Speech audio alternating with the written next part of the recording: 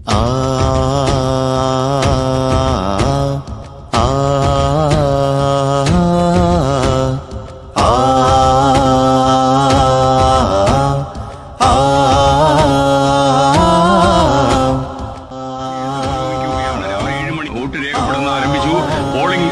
കനത്ത രീതിയിൽ തന്നെ പുരോഗമിക്കുന്നതെന്നാണ് നമ്മൾ മനസ്സിലാക്കുന്നത്.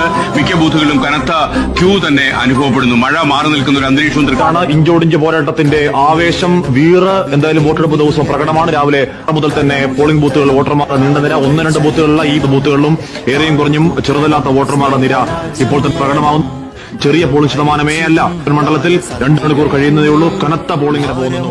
തെരഞ്ഞെടുപ്പിന്റെ ജനവിധി നാളെ അറിയാം. നാളെ രാവിലെ 8 മുതൽ വോട്ടെണ്ണൽ തുടങ്ങുന്നത്. ആദ്യ ഫലസൂചനകൾ 8:30 അറിയാനാകും.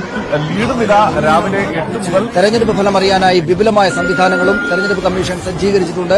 വോട്ടെണ്ണൽ 8 മണിയോടെ തുടങ്ങും. കനത്ത സുരക്ഷയിൽ സൂക്ഷിച്ചിരിക്കുന്ന വോട്ടിംഗ് യന്ത്രങ്ങൾ രാവിലെ വോട്ടെണ്ണൽ കേന്ദ്രത്തിലേക്ക് മാറ്റും. വോട്ടെടുപ്പിന്റെ ഫലം നാളെ അറിയാം. കനവു നെയ്യണം, കവിത തെരുവിലുയരണം, കരമുയർത്തണം, കാലുകൾ ചലിക്കണം.